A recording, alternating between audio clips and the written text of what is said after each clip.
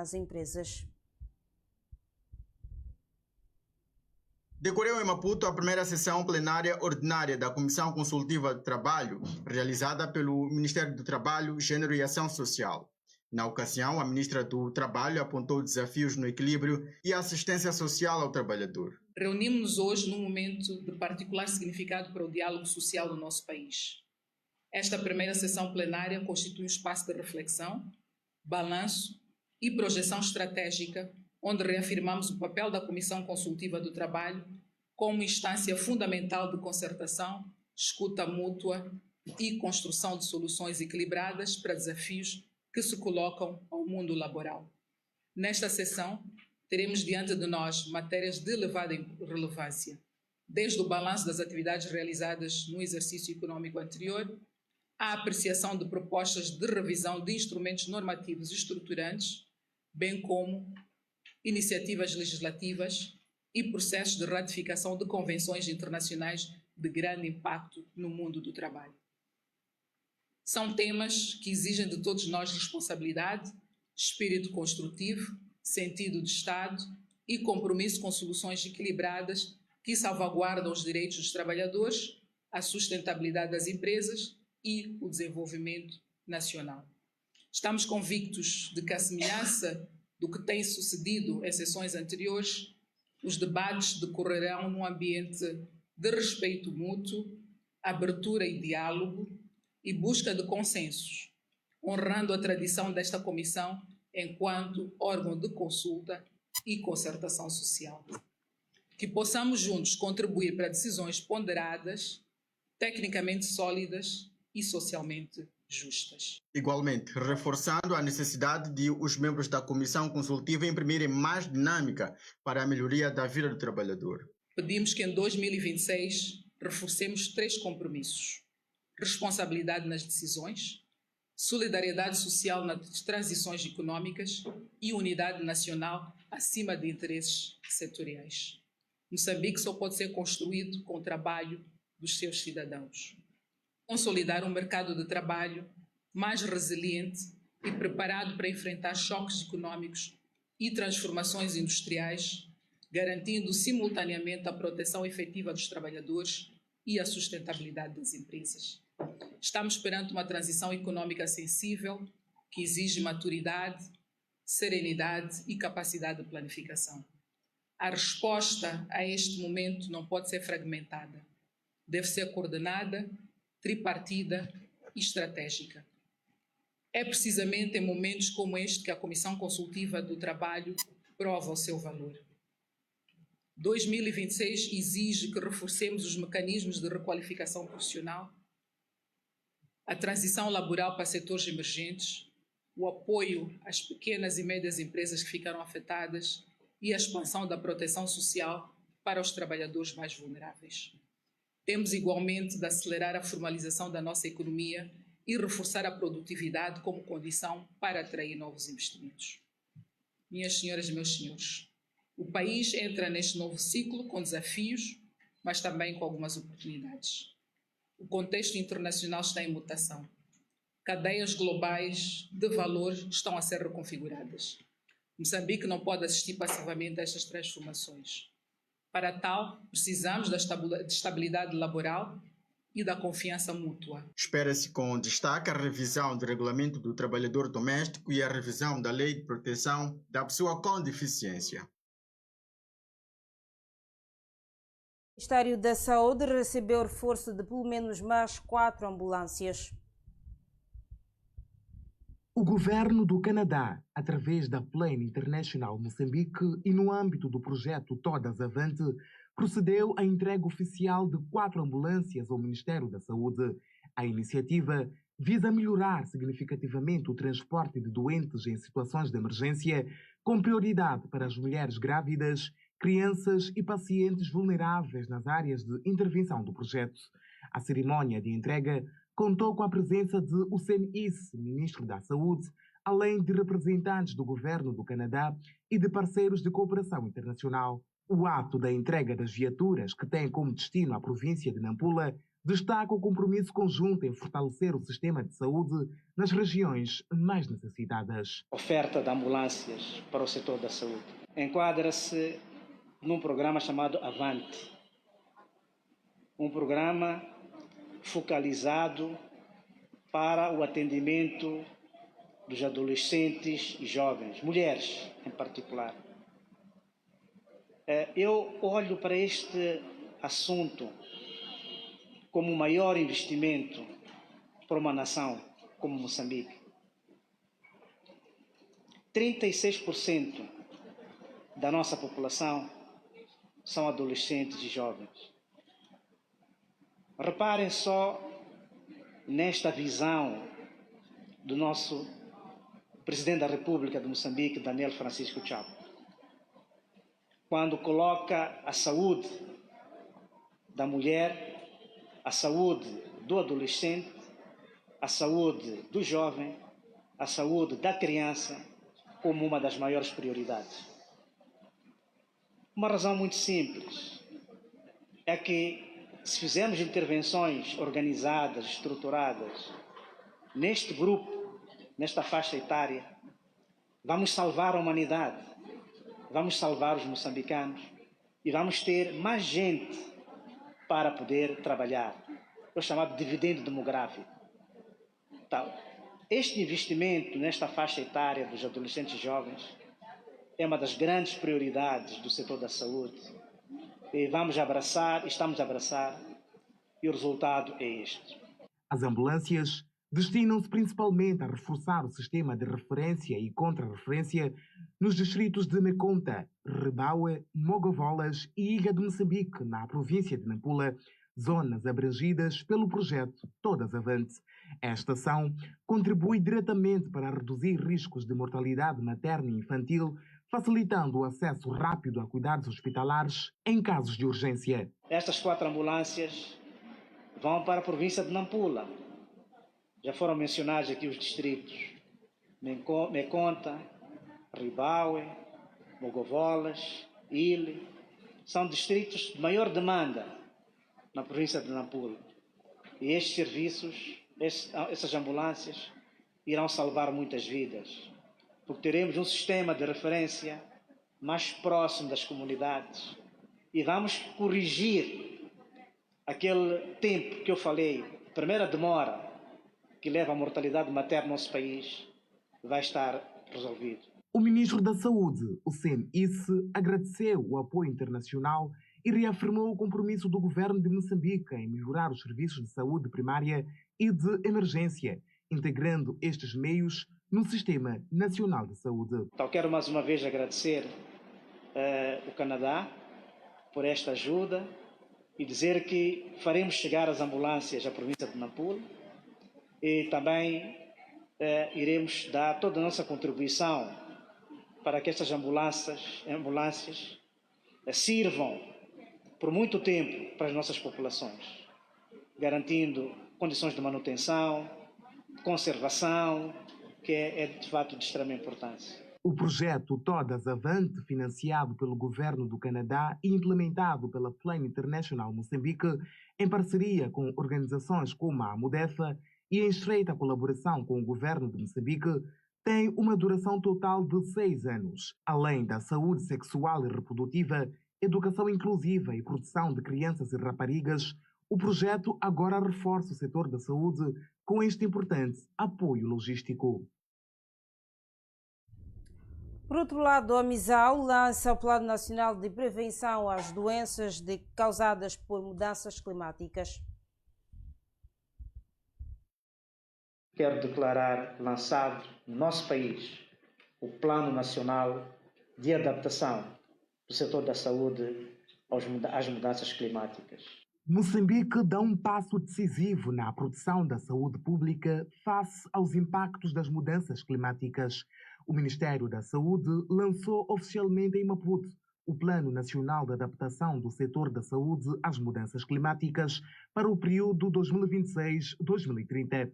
Presidida pelo Ministro da Saúde, Hussein Isse, A cerimônia marca o compromisso do país em tornar o sistema de saúde mais resiliente a eventos extremos como ciclones, inundações e secas, que agravam doenças transmissíveis, afetam infraestruturas sanitárias e ameaçam as populações vulneráveis. Moçambique, todos nós sabemos, esta narrativa, que é um dos países mais vulneráveis e afetados pelos eventos climáticos extremos. E, face a esta situação, era importante que o país definisse o roteiro para, de forma prévia, resolver e assistir e salvar vidas das nossas populações. Por isso, hoje, mais uma vez, sabemos que sobra para nós, como setor da saúde, lidar com os surtos, com as epidemias, com a malnutrição, enfim, com todas as doenças que resultam desta mudança climática. A título de exemplo, estamos neste momento no país a lidar com o surto de cólera, resultante dos eventos climáticos. Depois virá a malária. Sabe, no início, quando há cheias, os criadores de mosquito são todos arrastados pelas cheias. Mas 2, 3 semanas depois, quando as coisas começam a estabilizar, os criadores de mosquito voltam a refazer-se. Então, esperamos aqui ter, eventualmente, um surto de malária também no nosso país.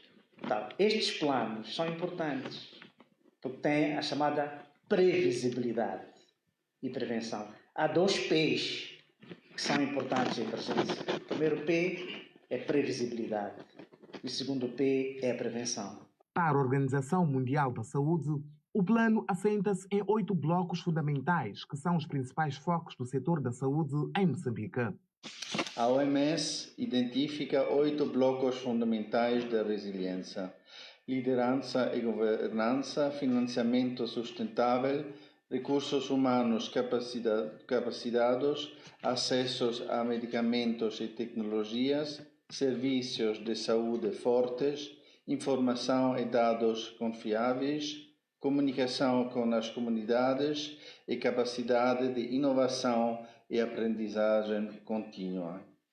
Esse plano integra todos esses elementos, mostrando que o país está comprometido em construir um setor de saúde robusto e preparado. E permita-me mencionar que Moçambique é entre os 10 países da região africana que tem tal plano. Então, estamos na vanguarda dos países africanos. Na visão do secretário de Estado, Vicente Joaquim, o plano representa um marco decisivo para o plano da saúde em Moçambique, que há muito se debate com doenças de origem hídrica devido à sua extrema vulnerabilidade a fenômenos naturais severos, com especial destaque para as atuais cheias. As mudanças climáticas deixaram de ser uma ameaça distante para se tornarem uma realidade concreta, com impactos diretos na saúde das nossas populações, sobretudo das comunidades mais vulneráveis.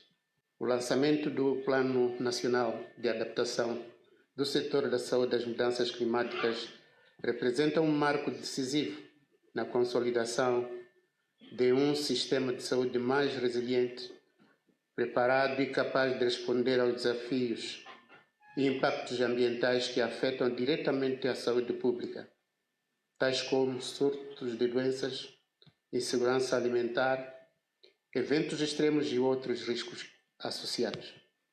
Este plano representa um passo firme rumo ao reforço da resiliência do nosso Sistema Nacional de Saúde, promovendo uma abordagem integrada, preventiva e sustentável. Mais do que um instrumento técnico, trata-se de um compromisso político e institucional com o bem-estar das gerações presentes e futuras. O plano, elaborado com o apoio de parceiros como o Fundo Global, Unicef e OMS, prioriza ações baseadas em evidências, desde a vigilância epidemiológica sensível ao clima, formação de profissionais, até infraestruturas de baixo carbono e preparação para emergências.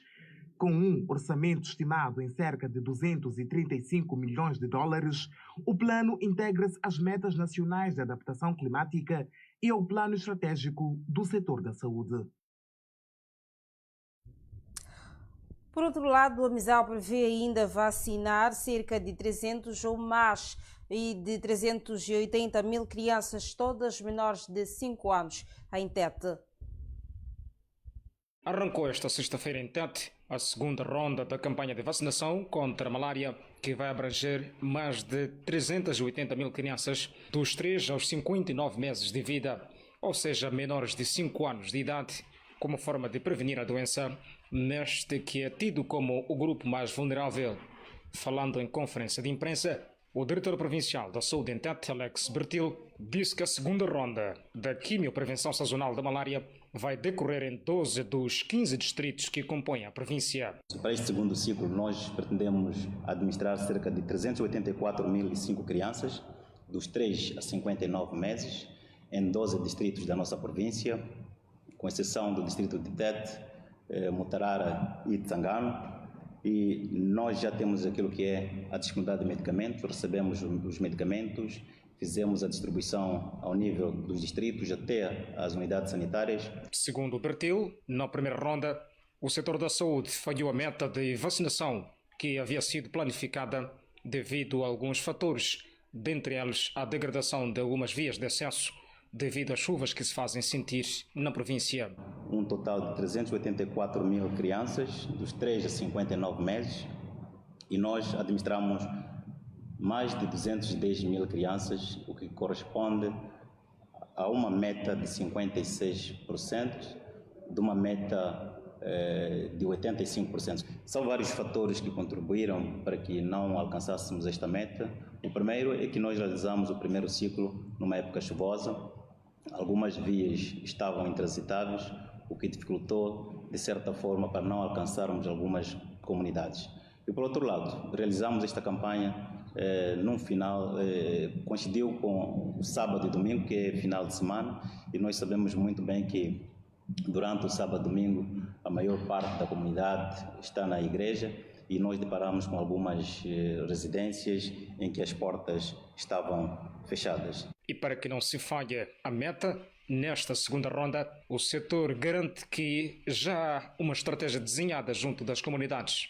Já fizemos aquilo que é o refrescamento da equipe provincial, que são os coordenadores, supervisores, as equipes ao nível do distrito, que são os distribuidores comunitários, para, de facto, que esta campanha decorra sem sobressaltos. Igualmente, iniciamos aquilo que é o processo de mobilização social ao nível das comunidades. Na província de Tete, a campanha de quimioprevenção sazonal de malária vai decorrer de 20 a 23 de fevereiro corrente. As imagens são de Bringildo Marcos, Daniel King, cidade de Tete. E por outro lado, a Ministra da Educação não reconhece passagens automáticas no país. Falando na conferência de imprensa onde foi abordado o arranque do ano letivo 2026, cuja abertura está marcada para o dia 27 de fevereiro do ano em curso, a Ministra da Educação, Samaria Tovela, abordou o polêmico caso das passagens automáticas no país. A governante admite o problema, apesar de preferir tratá-lo por outro nome. Como passagens automáticas não existem, o que existe é empurrões que estão sendo feitos aos alunos para passarem sem saber nada. Essa é outra questão, é uma questão pedagógica. É exatamente por isso que o Ministério da Educação e Cultura quer mais qualidade no setor a partir de agora. É que as aulas sejam efetivas e que os nossos professores planifiquem as aulas, os nossos professores efetivamente entendam que é importante motivar os nossos alunos para a aprendizagem. Portanto, isso exige, acima de tudo, o domínio de questões metodológicas, o domínio de questões ligadas à neurociência cognitiva, que efetivamente vai nos dar aquele tempo efetivo que as crianças, janela de aprendizagem, e que nós todos como professores temos que aproveitar para que as nossas crianças aprendam. Sobre o ano letivo 2026, aqui a Ministra da Educação preferiu abordar a divisão em 3 do ensino diurno, explicando a sua forma de funcionamento, que essencialmente é evitar a frequência das crianças às altas horas da noite. Então, o que nós fizemos no quadro do redimensionamento, então produzimos efetivamente o que nós chamamos a nossa instrução ministerial, e ela refere que os alunos com idade inferior a 18 anos devem ser integrados no período diurno, e as escolas do ensino básico e ensino secundário, estamos a falar, quando nós falamos do ensino básico, estamos a falar das nossas escolas que lecionam, portanto, da primeira até a 9ª classe, e temos o ensino secundário, tem tantos que lecionam os 2 ciclos, portanto, lecionam desde a 7ª à 12ª classe. Por outro lado, temos as escolas que só lecionam o 2º ciclo, portanto, lecionam da 10ª a 12ª classe. Então, esse conjunto de escolas onde temos alunos do ensino secundário, que efetivamente esta medida está abraçando, a este grupo. E em relação a esta questão que nós estamos a referir, nós efetivamente vincamos isto. Todas as escolas do ensino básico, do ensino secundário, que observem maior demanda em termos de alunos, porque nós sabemos, infelizmente, em algumas situações, em algumas escolas, a maior parte dos alunos são menores, então todo esse grupo vai fazer alguma pressão nessas escolas, principalmente em relação ao período diurno. Então, em relação a essas escolas, portanto, devem funcionar em regime de 3 turnos. Gostaríamos de vincar, se calhar, em relação ao regime de 3 turnos. O regime de 3 turnos observa, sob o ponto de vista metodológico, para nós organizarmos as turmas, nós temos que fazer com que todos os alunos, dentro daquilo que é o programa curricular, observem e sejam confrontados, portanto, com todo o programa, com todos os conteúdos e, principalmente, desenvolvam as competências essenciais, independentemente do tempo de permanência. Quando falo de tempo de permanência, nós temos alunos que ficam todo o dia na escola, temos alunos que ficam metade do dia e temos alunos, neste caso, que vão ficar, né, três blocos. Estamos a falar exatamente do período diurno, mas dividido em três blocos. E também importa referir que os 3 blocos integram também aulas no período, diria, a seguir, porque temos